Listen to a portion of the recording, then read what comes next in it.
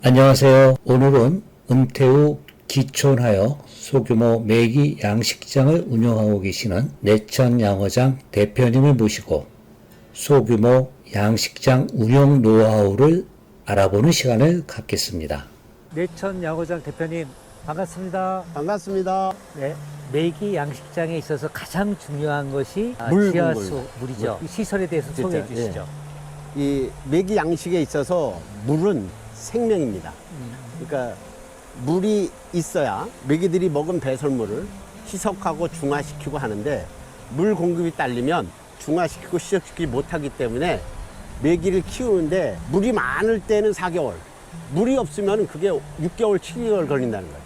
그러다 보니까 모든 메기장의 첫 번째는 물이 잘 나와야 됩니다. 어떻게 되죠?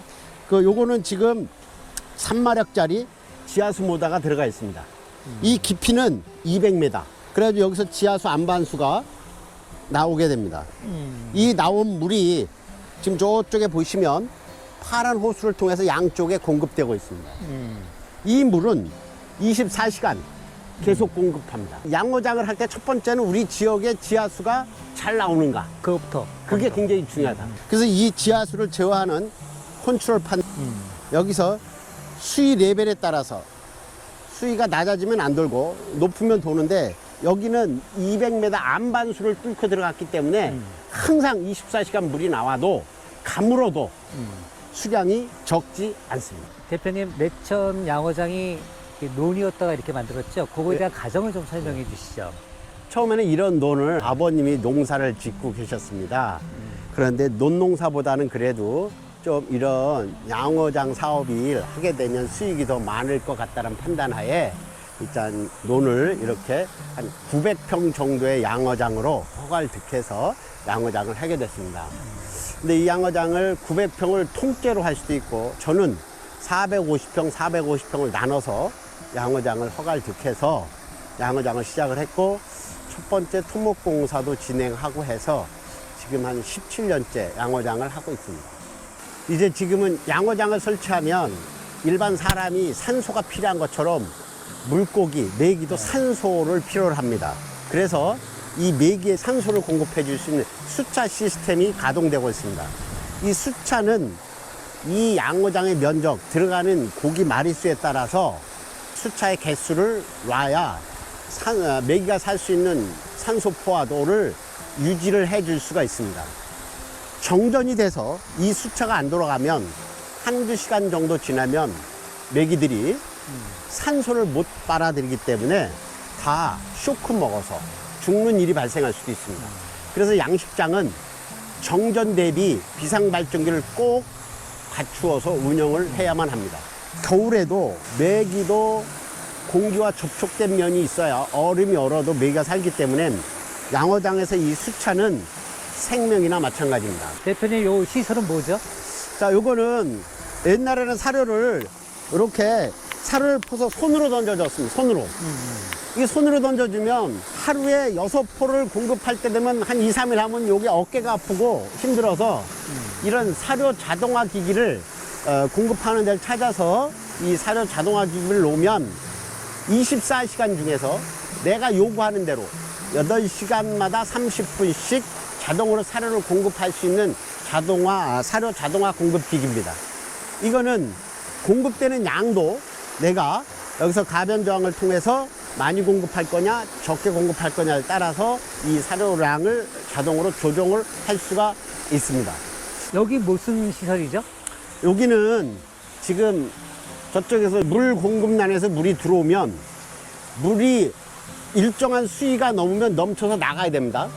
일정한 수위가 돼서 넘쳐나지 않으면 이 수위가 계속 올라가서 이 주위에 막았던 어떤 댐들이 문제가 됩니다. 그래서 일정한 수위가 의해서 물이 빠져나게끔 저기서 물이 들어오는 만큼 이 배수관을 통해서 수위가 자동적으로 조정되는 어떤 시스템을 구축한 겁니다. 물이 저기까지 수위가 됐다는 얘기죠? 네네. 그 수위가 내가 좀 높이고 싶으면 고기를 막으면 그 위에 단계로 수위가 또 10cm 올라오고 또 낮추려면 낮추고 그러니까 수위를 어떤 일정 수위를 조정해주는 그러한 어떤 장치인데 나머지 물은 저 배수를 통해서 배수관을 나가고. 통해서 또 나가고요. 이것이 두 가지 방법이 있습니다. 이렇게 나가는 쪽에 수위를 조정해서 물을 위치를 받는 사람이 있고 이 안에다가 수위를 높여서 위쪽을 통해서 수위를 조정하는 방법도 있고 그거는 이제 그 설치하는 사람이 어떤 게 더 좋으냐 이렇게 설치하면 저 가운데 있는 그 똥물이라든가 그런 것들을 배수시킬 수가 있습니다. 그런 장점이 있기 때문에 저는 이렇게 나갈 때 수위를 조정하는 시스템을 통해서 물을 수위를 조정하고 있다 이런 얘기입니다. 그리고 대표님 요거 지금 큰 통이 있는데 이거는 어떤 용도로 쓰자고 이렇게 나타났을까요? 이거는 당밀이라는 제품인데요. 네. 당밀은 양어장에 미생물이 증식될 수 있는 영양분입니다. 영양분. 그래서 이 당밀을 사다가 미생물을 공급한 다음에 이 당밀도 같이 공급을 해주면 미생물이 번식을 합니다. 그래서 미생물이 번식하면 좋은 게 뭐냐? 미생물이 번식함으로써 이 메기가 먹은 그런 그 똥을 미생물이 먹으면서 자동적으로 분해해 줌으로써 수질에서 발생되는 아질산 암모니아를 제거시켜주는, 낮춰주는 역할을 하기 때문에 실제적으로 이 당밀은 미생물을 증식시켜서 수질을 안정화시키는 데 굉장히 중요한 역할을 하는 물질입니다. 대표님 그 먹이 주는 방법, 요령 설명해 네. 주시겠어요? 이 메기를 키우다 보면 그 사람의 욕심 때문에 메기한테 사료를, 먹이를 과하게 공급하면 메기가 배탈이 나서 3, 4일 동안 안 먹는 경우가 발생합니다. 그래서 양식을 하는 사람들 모두가 고민하는 게 물속에 있는 그 메기라든가 장어 먹이를 어느 때 적정하게 먹었느냐라는 걸 판단하기가 상당히 어렵습니다. 그래서 그런 것들은 어떤 몇십 년 경험을 통해서 자기가 이제 터득할 수밖에 없는데 저 같은 경우에는 어렸을 때 메기 공급은 처음에 한 바가지를 주고 5분 정도 있다 먹는 상태를 보고 다시 또 한 바가지를 주고 5분 지나고 먹는 상태 보고 먹는 상태를 보는 것은 메기가 건강하냐 아니냐 이런 걸 판단하기 위해서 항상 먹는 모습을 보고 먹이의 공급량을 조정을 하고 있습니다. 그래서 한 달 정도 하고 나면 메기가 컸을 때는 이제 이 사료가 좀 더 입자가 큰 것이 공급하게 됩니다. 요건 2호기 때문에 이렇게 작은데 3호라든가 4호는 이제 일정한 시간만 공급해 주면 그 다음부터는 먹이가 공급량이 30분이면 적당하구나 아니면 40분이면 적당하구나 이런 것들이 한 3, 4일에 실험을 통해서 결정을 해가지고 먹이를 공급합니다. 처음에 하시는 분들은 제일 고민이 먹이를 얼마만큼 줘야 좋을까? 참 어려운 고민입니다. 배고프면 더 주고 안 먹으면 덜 주고 이 말은 쉬운데 그걸 눈으로 보고 결정하기가 그건 어떻게 보면 노하우에 해당한다라고 보시면 되겠습니다. 대단하십니다. 대표님께서 공직 생활하시다가 은퇴하셨단 말씀 들었어요. 여기 은퇴하기 전에 뭐를 하셨는지 그리고 이제 은퇴 이후에 이거 준비를 어떻게 해왔는지 간략하게 좀 소개해 주실까요? 저는 공립학교 교사를 한 33년을 하고 정년 퇴임을 했습니다.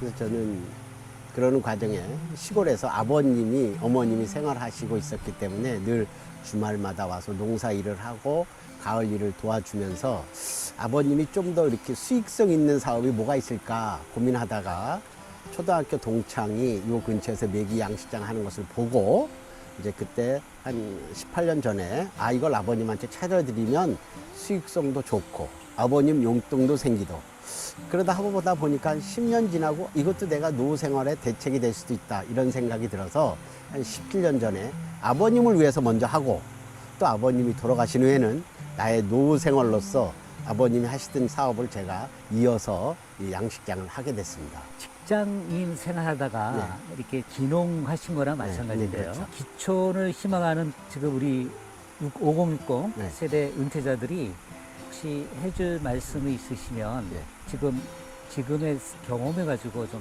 살짝 얘기해 주실 수 있나요? 은퇴자들이 내가 뭐 63세에 은퇴했기 때문에 바로 귀농한다 이렇게 준비하면은 실패할 확률이 80%입니다.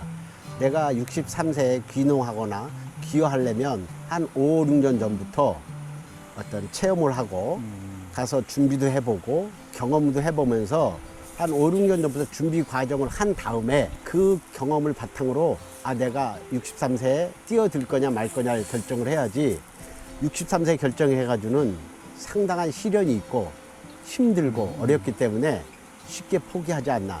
그래서 한 7, 8년 전부터 준비 과정을 해야만 이 사업의 장점, 단점, 유통 뭐 이런 것들을 종합적으로 간접 경험을 통해서 배우고 난 다음에 이렇게 귀농귀촌을 해야만 행복하고 재밌고 친구도 만나고 그런 네트워크가 기본적으로 형성이 된 다음에 오면 정말 행복합니다. 좀 많이 필요로 하지만 전문가의 도움을 받아서 하셔도 크게 문제는 없으시겠죠?